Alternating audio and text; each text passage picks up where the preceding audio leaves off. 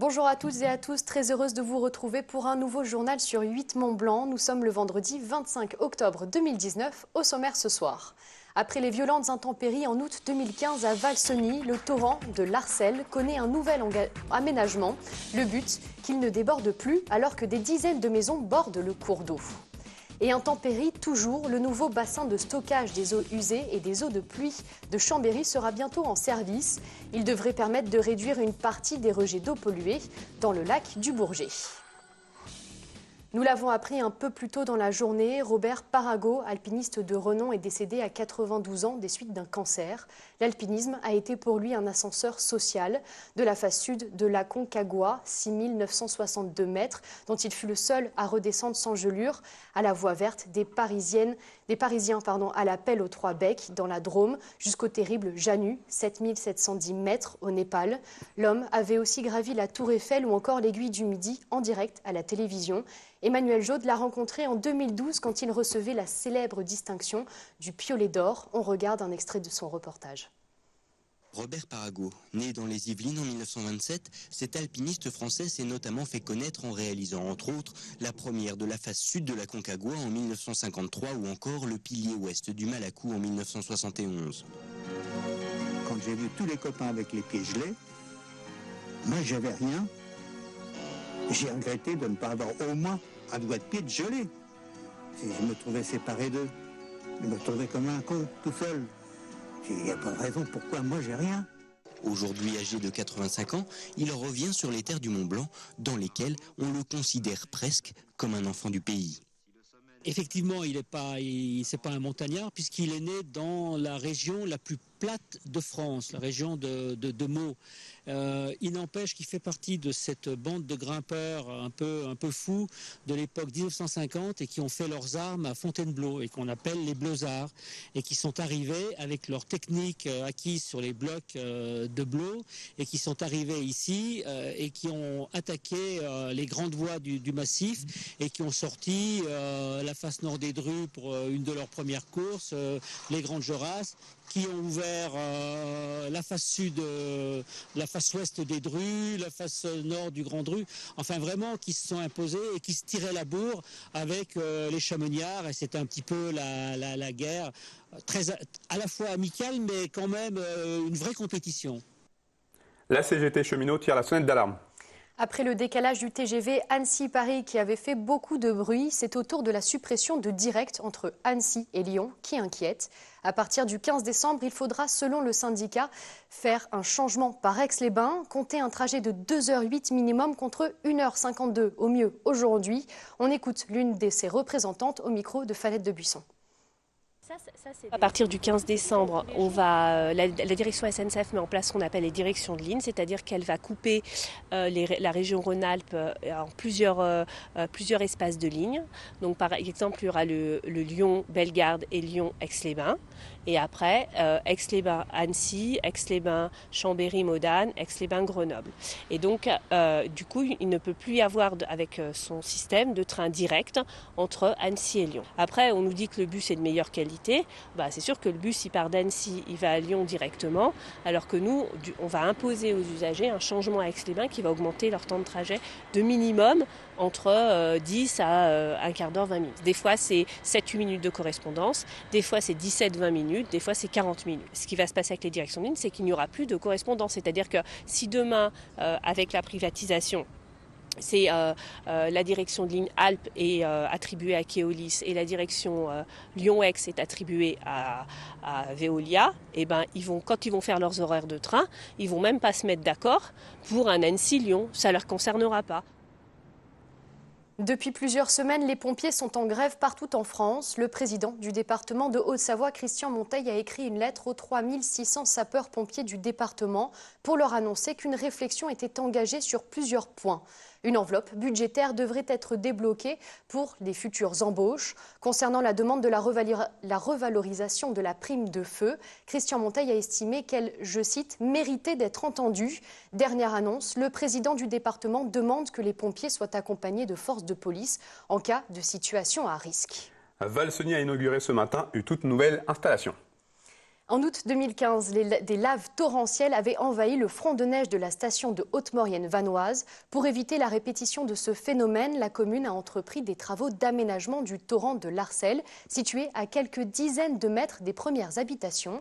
Le projet, jugé nécessaire par les collectivités, a été soutenu par la démarche Grand Chantier du Lyon-Turin. Les précisions de Victoria Lopez. Il y a 5 ans, le front de neige de Valseny était recouvert d'une épaisse coulée de boue. Aujourd'hui, habitants et élus inaugurent une installation qui devrait garantir leur sécurité, celle de leurs habitations et des installations de la station. Ce petit torrent, en apparence inoffensif, peut en effet provoquer d'immenses dégâts. Ce petit cours d'eau peut véhiculer des laves torrentielles gigantesques à certains moments. Donc l'enjeu était d'assurer le transit de ces laves torrentielles entre l'amont et la rivière Arc, qui est située quelques centaines de mètres plus bas que l'endroit où nous nous situons. Donc pour à la fois garantir un accès permanent, nous avons fait le choix technique de créer un ouvrage enterré, un dallo de 5 mètres par 5 mètres, qui est dimensionné, d'après les études qui nous ont été fournies par nos équipes de maîtrise d'œuvre, dimensionné pour pouvoir évacuer ces laves torrentielles. Le remplacement des anciens tuyaux et la mise en place de cette nouvelle installation ont nécessité d'importants travaux de terrassement. Coût total de l'opération, 2,3 millions d'euros. Un budget financé en partie par le Lyon-Turin.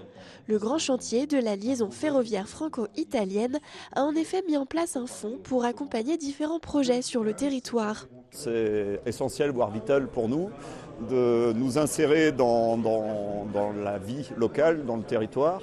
Et ce fonds d'accompagnement est très très utile à cet effet.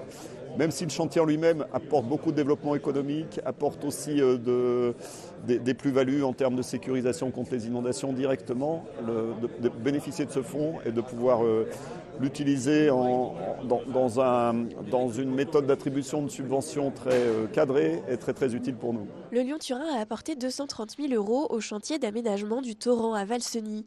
Sur la période 2016-2020, la démarche Grand Chantier Lyon-Turin a consacré plus de 40 millions d'euros à l'accompagnement de grands projets d'infrastructures sur le territoire.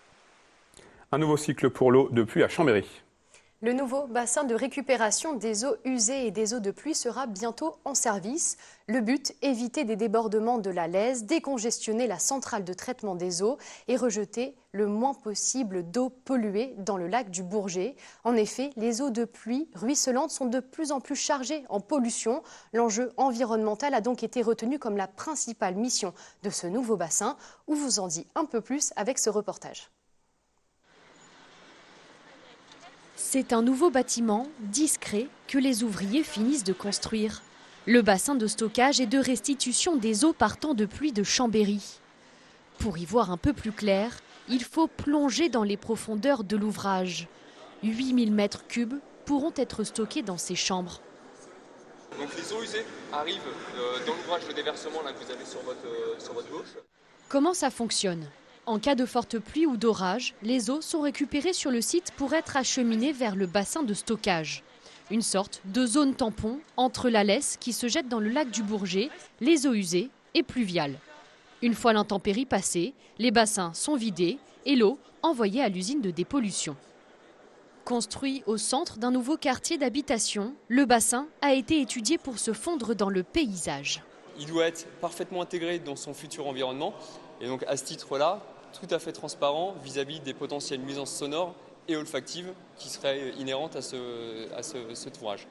11 millions d'euros ont été nécessaires à sa construction. Le but, limiter au maximum le rejet d'eau polluée en milieu naturel. C'est une réalisation majeure en matière d'environnement et de préservation de la qualité des eaux et du lac du Bourget, mais finalement, peu de personnes s'en rendent compte parce que ce sont des travaux souterrains.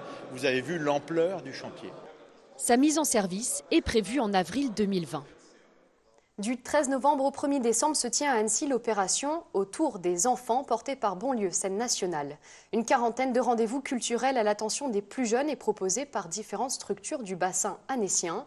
MJC, salles de spectacle, médiathèque, toutes ont à cœur de sensibiliser les enfants et leurs familles à l'importance de la culture dès le plus jeune âge. On écoute quelques réactions recueillies par Fanette de Buisson lors de la conférence de presse de présentation. Je pense qu'il y a une ambition citoyenne dans tous les projets que nous menons tous autant que nous sommes. Et l'idée de cette programmation aussi, c'est d'éveiller en fait la curiosité, la mobilité, de proposer des choses différentes pour enrichir sa personnalité, son regard sur le monde et du coup d'être acteur vraiment voilà, dans la construction du monde de demain. Nous, on a du coup proposé via différents médias qu'on peut avoir sur le Mikado et le Centre social, c'est-à-dire l'utilisation de l'Artep, qui est le centre d'art contemporain que l'on coordonne sur le site des TEP du Mikado, et le cinéma Novel, qui propose une programmation tout au long de l'année sur différents publics, et donc là mettre un focus sur le jeune public. Donc pour revenir sur l'Artep, il y a une exposition qui s'appelle Hors Piste, qui est une exposition sur la peinture, donc avec des matériaux des objets qu'on peut retrouver, un dauphin gonflable, mélangés à des pneus, enfin du recyclage d'objets et comment intégrer la peinture là-dedans. Et via cette exposition, on propose au jeune public d'égoutter un goûter de l'Artep, donc qui est une visite ludique. En fait, c'est comment apporter au jeune public une autre manière de visiter et de découvrir l'art contemporain. Le temps fort de l'événement aura lieu le week-end du 16 et 17 novembre à Bonlieu. Des ateliers, des jeux et des spectacles gratuits seront notamment proposés. Toute la programmation est à découvrir sur bonlieu-annecy.com. Une dernière information avant de se quitter, nous changeons d'heure dans la nuit de samedi 26 octobre au dimanche 27 octobre, donc ce week-end.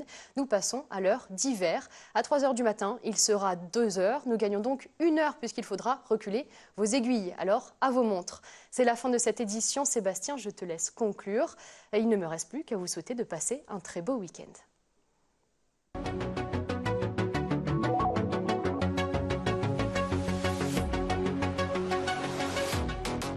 Et la semaine prochaine, c'est Victoria qui vous accompagnera pour Accès Direct. Lundi, elle recevra Mathieu Héroux, le directeur de Roche Expo, ainsi que le président d'Alpar, un supermarché coopératif.